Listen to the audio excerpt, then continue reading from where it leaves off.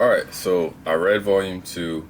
It picks up where we left off, where the old man is showing Guts the Behelit. And so it starts to get kind of crazy in this volume. So this volume has two chapters in it, both continuing off from the last one here. Picks up right there where the Behelit is being shown, and Guts is like, "Where'd you get this?" Like, dude, he's like jacking this dude up on the wall, like gonna beat the hell out of him because, well, I know why because I watched the anime, but pretty much he doesn't like this. And anyway, so it explains to us why.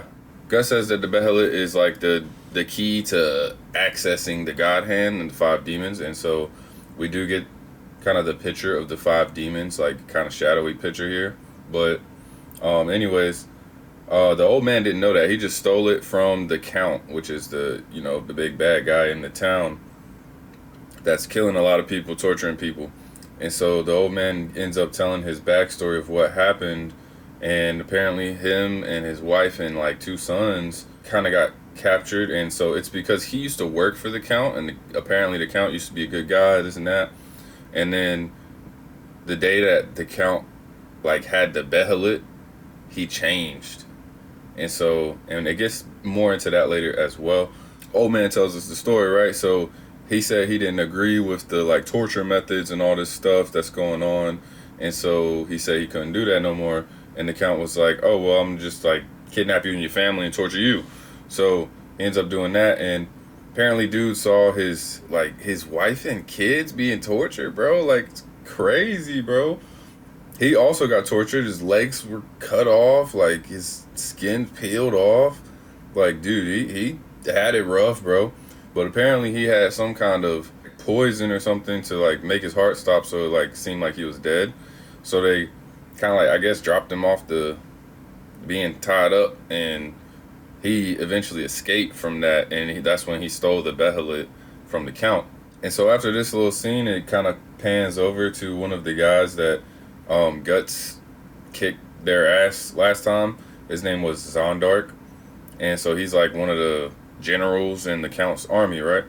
And so this dude is like flipping out. They're in like a bar or something. I don't know where they are, but he's like flipping out, and everyone's like, "Dude, chill out." And he's saying, "Oh, the Black Swordsman, I'm gonna kill you, this and that." And so the Count ends up walking in like, "Oh, you want to get revenge? Well, I'm gonna help you get revenge." So he makes everybody leave the room, and he ends up feeding this dude a freaking worm out of his mouth, like a slug. It's so disgusting. And so apparently we get the sense that this is gonna give him some kind of like special powers. But then we cut back to Guts, and they're planning their attack on the Count's castle, and the old man showing them like all the map and how he can get in through like a secret entrance, all this stuff. And then in the middle of all Zondark, the dude with the slug in his mouth, busts into the room, finds them somehow, and so him and Guts starts scrapping, and the whole room gets destroyed. They're in the middle of fighting. The old man and Puck are like hiding in the corner, and Guts cuts dude's arm off. So now we can see like his new abilities, right? So his arm comes out with this like slimy tentacle thing. Anyways, Guts end up like slicing dude's head like clean right here, just like a slice off of his head. And so normally, obviously, that would kill somebody, but in this case, the little worm slug thing starts crawling out of his head.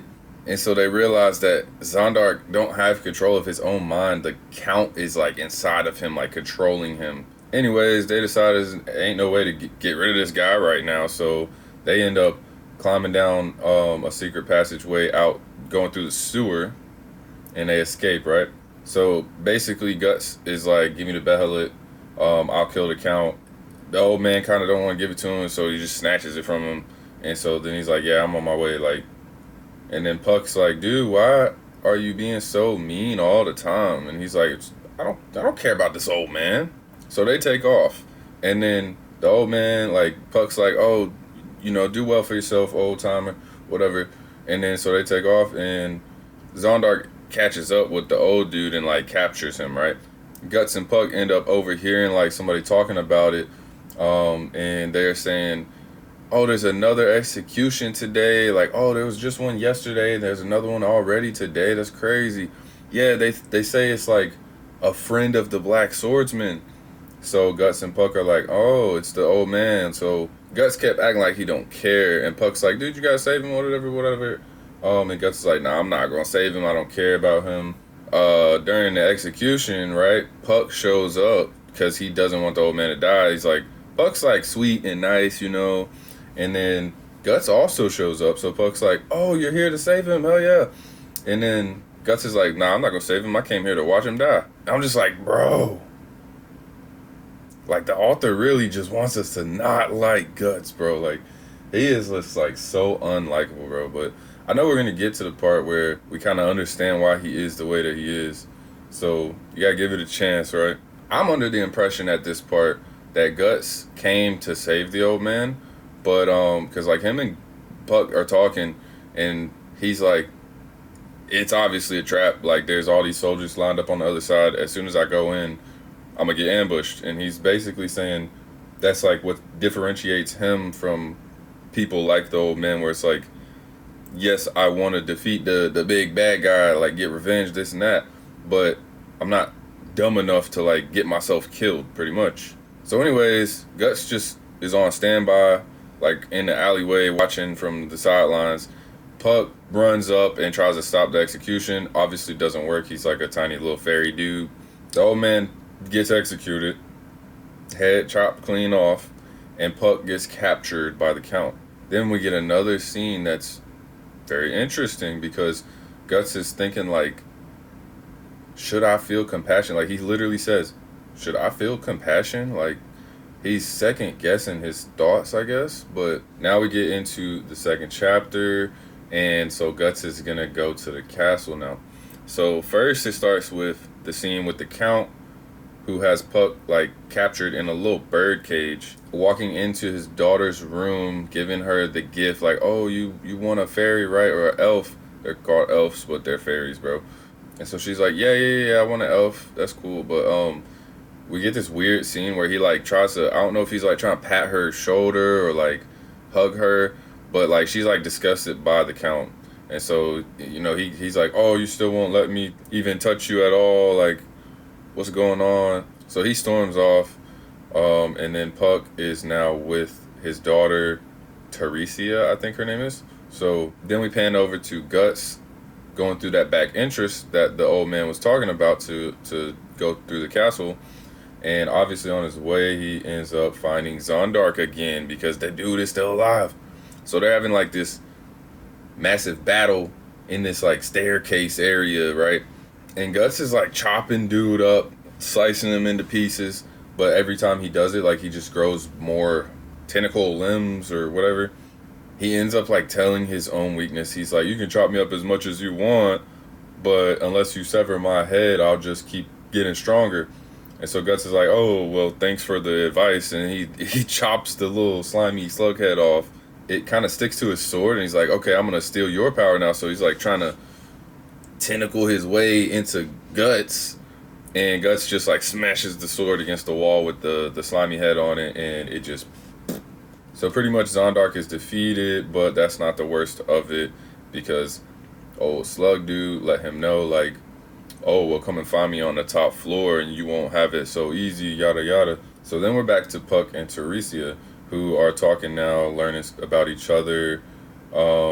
She's very interested in elves, like, oh, you get to fly, like, how's that? You know, they're just small talking. She ends up telling us the story about how she's been locked in this room for like 7 years, and her dad had changed. They used to be like a happy family, but one day her mother died, and it's because the dad refused to like let people worship like demons or something like that, because he had to get permission from the king to do that.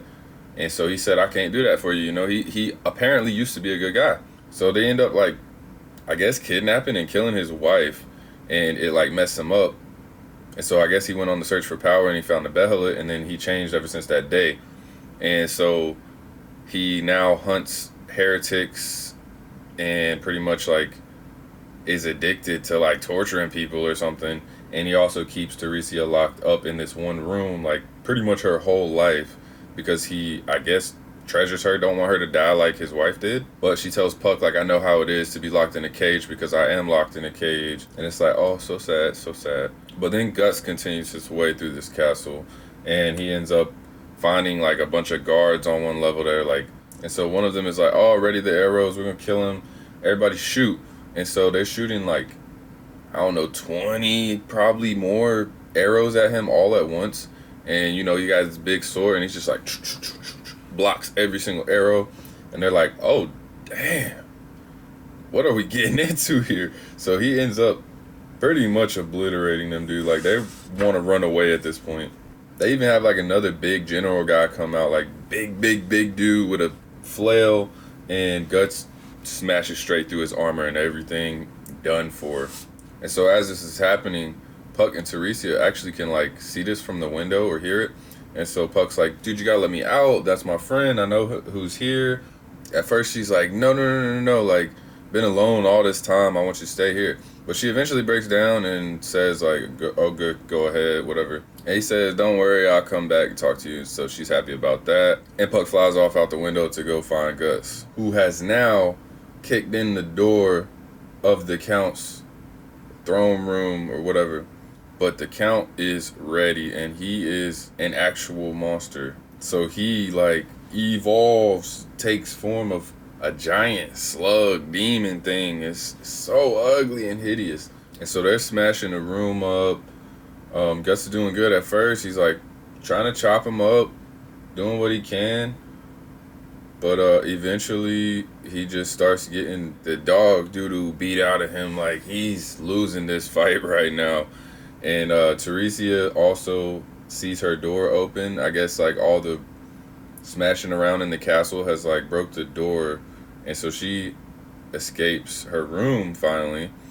And it just cuts right there, and we get the scene where the Count is like holding Guts upside down, and it's not looking too good. It just ends right there. And then so next week we're doing volume 3, and that's gonna pretty much finish this part of the story out, and then we're gonna go into the Golden Age, which I'm super excited for, because the Golden Age is most people's, like, in the fan base, favorite arc. So we'll finally get introduced to probably Casca and Griffith and all that, and learn a lot about that. It's gonna be super great. But this one was like more action than the first one, less kind of like backstory stuff, and we still get to kind of see Guts is at like war with himself. He's like trying to be a hard ass badass, but still, I think he got feelings, bro. I think he's got feelings buried so deep down. And the Count is like pretty standard bad guy, torture people. It's kind of weird that he eats people. He's cannibal, like this. And he's a giant slug. Kentaro Miura, I think that's how you say it. It's the author. Like, he's really good at leaving the cliffhangers though, because Teresia escaped her room. We don't know what happened. Guts is seemingly about to be killed. We don't know what's going to happen. So he leaves it like at such good spots, like to get people to read the next one. Like, he's really good. He's very artful in his writing style. I do like that. But if you're still here at the end, thank you for watching. I hope you guys are liking this series. I guess if you made it this far, you must have enjoyed some part of it. This is not my normal kind of content. I usually make gaming videos, but decided this is just something that I wanted to do. I want to get more creative and do things that I want to do and not be like kind of boxed into my normal content. And I like being on camera. It's like more personal. You guys get to like know me a little more. And if posting videos just becomes unfun, then what's the point, you know? I have fun with these. So anyways, thank you guys for sticking around. Tune back in next week if you want to hear the next part. Be sure to drop some comments if y'all want to discuss anything. And I will see you guys next time. Thank you for watching.